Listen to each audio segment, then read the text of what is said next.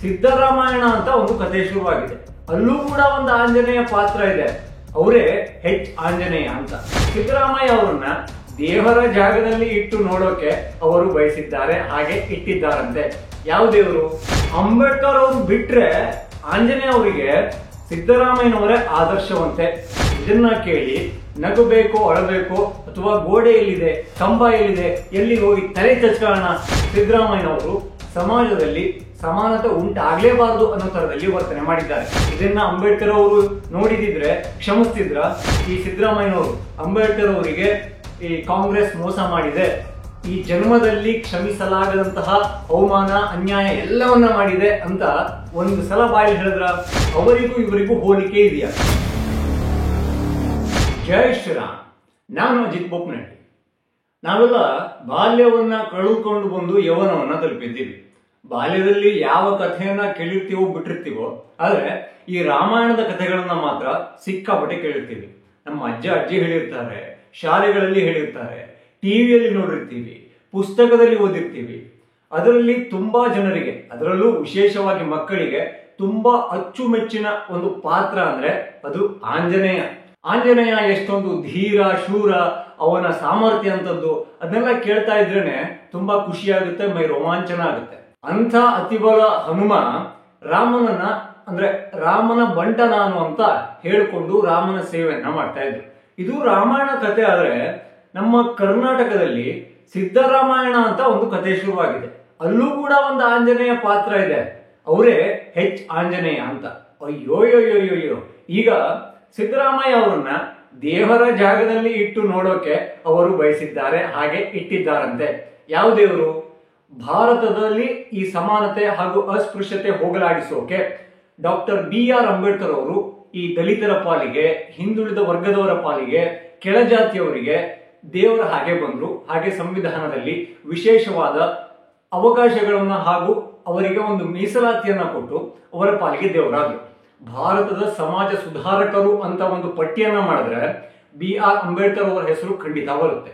ಅಂತ ಮಹಾನ್ ವ್ಯಕ್ತಿಯ ಪಾಲಿಗೆ, ಅಂತ ಮಹಾನ್ ವ್ಯಕ್ತಿಗಳ ಸಾಲಿಗೆ ಈಗ ಸಿದ್ದರಾಮಯ್ಯ ಅವರನ್ನ ಆಂಜನೇಯ ಅವರು ಸೇರಿಸ್ತಾರಂತೆ.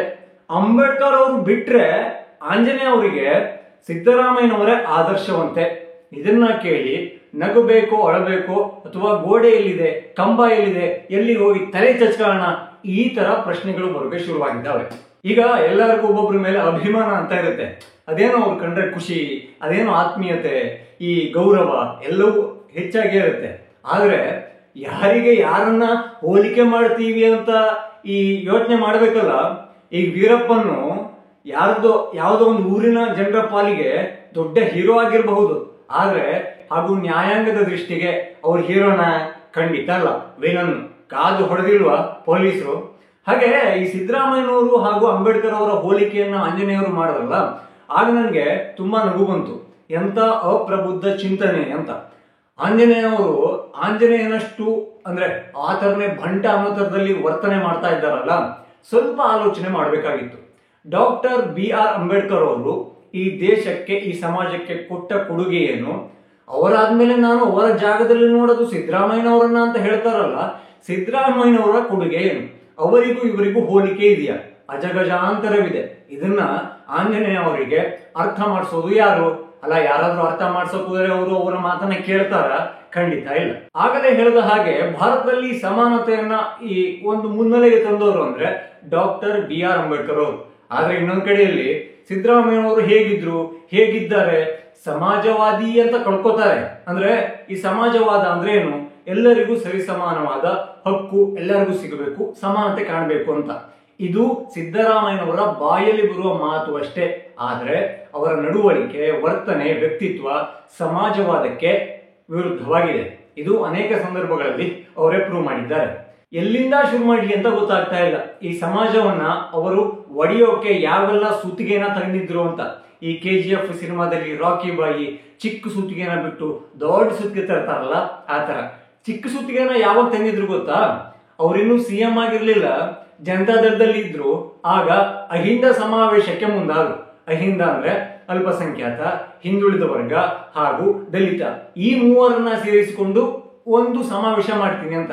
ಅಹಿಂದ ವರ್ಗವೇ ಬೇರೆ ಹಾಗೆ ಉಳಿದ ಜಾತಿಗಳು ಸಮುದಾಯಗಳು ವರ್ಗಗಳೇ ಬೇರೆ ಅನ್ನೋ ತರದಲ್ಲಿ ಜಾತಿಯ ವಿಚಾರಕ್ಕೆ ಸಮುದಾಯದ ವಿಚಾರಕ್ಕೆ ರಾಜ್ಯದಲ್ಲಿ ಬಿರುಕನ್ನ ತರೋಕೆ ನೋಡಿದ್ರು. ಅದು ಚಿಕ್ಕ ಸುತ್ತಿಗೆ ಕೈಯಲ್ಲಿ ಇದ್ದಾಗ.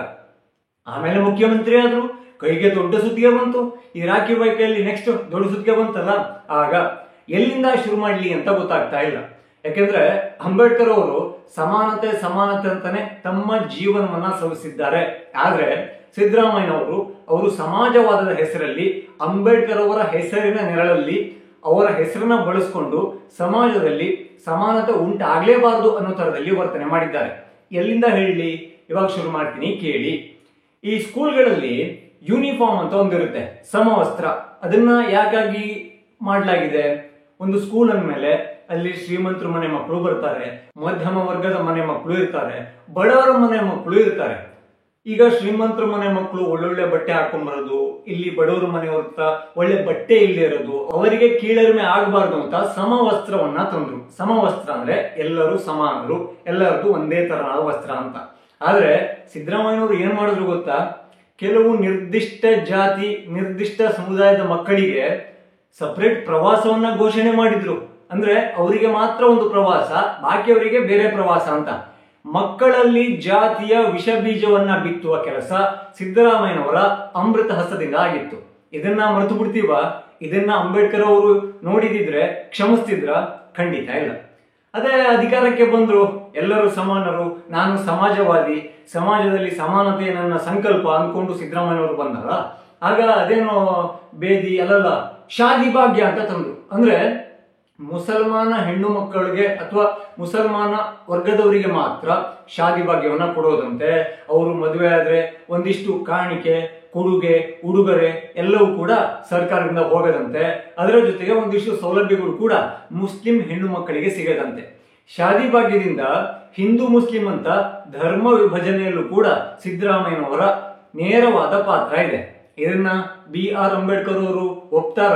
ಕ್ಷಮಿಸ್ತಾರ? ಈ ವಿಚಾರ ಆಂಜನೇಯವರಿಗೆ ಗೊತ್ತಾ? ಇದನ್ನೆಲ್ಲ ಯೋಚನೆ ಮಾಡಿದಾರ? ಖಂಡಿತ ಇಲ್ಲ. ಒಂದು 2-3 ತಿಂಗಳ ಹಿಂದೆ ಒಂದು ಮಾತನ್ನ ಕೇಳ್ತಾ ಇದ್ದೆ.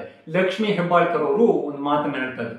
ಏನ್ರಿ ಮೇಡಮ್, ನಿಮ್ದು 2,000 ತಿಂಗಳ ಕೊಡ್ತೀವಿ ಅಂತ ಹೇಳಿದ್ರಲ್ಲ, ತುಂಬಾ ಜನರಿಗೆ ಬಂದೇ ಇರುವಂತೆ, 3 ತಿಂಗಳಿಂದ ಹೋಲ್ಡ್ ಆಗಿದೆಯಲ್ಲ ಅಂತ ಹೇಳಿದಾಗ ಅವರು ಒಂದು ಮಾತನ್ನ ಹೇಳಿದ್ರು, ನನಗೆ ಸ್ಪಷ್ಟವಾಗಿ ನೆನಪಿದೆ. ಏನಪ್ಪಾ ಅಂತ ಕೇಳಿದ್ರೆ, ಹಿಂದುಳಿದ ವರ್ಗದ ಮಹಿಳೆಯರಿಗೆಲ್ಲ ಹೋಗಿದೆಯಲ್ಲ, ಬಾಕಿಯವ್ರದೆಲ್ಲ ಪ್ರೊಸೆಸ್ ಆಗ್ತಾ ಇದೆ, ಟೆಕ್ನಿಕಲ್ ಎರರ್ ಇದೆ, ಅದು ಇದು ಅಂತ ಈ ಹಸಿ ಸುಳ್ಳುಗಳನ್ನ ಹೇಳಿದ್ರು. ಅಂದ್ರೆ ಒಂದು ವರ್ಗದ ಜನರಿಗೆ ಮಾತ್ರ ಅವರ ಸರ್ಕಾರದಿಂದ ತಪ್ಪದೆ ಅವರ ಏನು ಯೋಜನೆಯ ಹೋಗುತ್ತೆ, ಅವರು ಮಾತ್ರ ಫಲಾನುಭವಿಗಳಾಗ್ತಾರೆ. ಆದ್ರೆ ಬೇರೆ ಜಾತಿಯ ಬೇರೆ ವರ್ಗದ ಜನರು ಮಾತ್ರ ಇವತ್ತು ಬರುತ್ತೋ, ನಾಳೆ ಬರುತ್ತೋ, ನಾಡಿದ್ದು ಬಂದೇ ಬಿಡುತ್ತೋ, ಈ ತರ ಎಲ್ಲ ಕಾಯ್ತಾ ಇದ್ದಾರೆ. ಇದು ಸರಿನಾ? ಇದನ್ನ ಅಂಬೇಡ್ಕರ್ ಅವರು ಒಪ್ತಾರ? ಇದನ್ನ ಕಂಡ್ರೆ ಅವರು ಕ್ಷಮಿಸ್ತಾರ? ಖಂಡಿತ ಇಲ್ಲ. ಅಂಬೇಡ್ಕರ್ ಅವರ ಸಿದ್ಧಾಂತ ಏನಾಗಿತ್ತು? ಜಾತಿ ಮಧ್ಯ ಯಾವುದೇ ಸಾಮರಸ್ಯ ಹಾಳಾಗಬಾರ್ದು, ಎಲ್ಲರೂ ಸಮಾನರು ಅಂತ. ಇದೇ ಆಂಜನೇಯ ಅವರು ಈ ಕಾಂಗ್ರೆಸ್ ಪಕ್ಷದ ಹಿರಿಯ ನಾಯಕರ ಜೊತೆಗೆ ಒಂದು ಮೀಟಿಂಗ್ಗೆ ಬೃಹತ್ ತಂಡವನ್ನ ಕರ್ಕೊಂಡು ಹೋಗ್ತಾರೆ. ಅಲ್ಲಿ 3 ಜನ ಇರ್ತಾರೆ. ಅಂದ್ರೆ ಅವರ ಸಮುದಾಯದಲ್ಲಿ ಎಡಗೈ ಬಲಗೈ ಅಂತ ಏನೋ ಬೇರೆ ಬೇರೆ ಒಳಪಂಗಡಗಳಿದಾವಂತೆ. ನೀವು ಬಲಗೈಯವರಿಗೆ ಕೊಟ್ಬಿಟ್ಟಿದೀರಾ, ಎಡಗೈಯವ್ರು ನಾವಿದೀವಿ ಅಂತ 3 ಜನ ಇದ್ರು.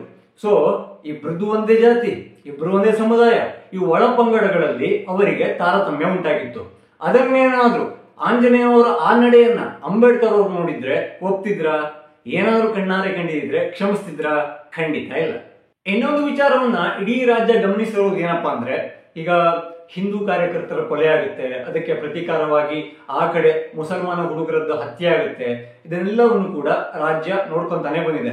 ಅದರಲ್ಲೂ ಈ ಕಾನೂನು ಸುವ್ಯವಸ್ಥೆಯನ್ನ ಬಿಗಿಯಾಗಿ ಹಿಡಿತೀನಿ ಅಂದ್ಕೊಂಡು ಅಧಿಕಾರವನ್ನ ಹಿಡಿದಿದ್ದ ಕಾಂಗ್ರೆಸ್ ಅದನ್ನ ಗಾಳಿಗೆ ಬಿಟ್ಟು ಗಾಳಿಪಟ ಆಡ್ತಾ ಇದೆ. ಅದು ಯಾವಾಗ ಹಿಡ್ಕತಾರೋ ದೇವರನ್ನೇ ಗೊತ್ತಿಲ್ಲ. ಅಲ್ಲಿ ಹಿಂದೂ ಕಾರ್ಯಕರ್ತರ ಕೊಲೆ ಆದಾಗ ಈ ಸರ್ಕಾರದ ನಿಲುವು ಏನಾಗುತ್ತೆ? ಅವರು ರೌಡಿ ಶೀಟರ್ ಆಗಿತ್ತಂತೆ, ಅವ್ರ ಮೇಲೆ ಕೇಸ್ ಇತ್ತಂತೆ, ಅದು ಇದು ಶುರು ಮಾಡ್ತಾರೆ. ಈ ಸರ್ಕಾರ ಯಾರದ್ದು?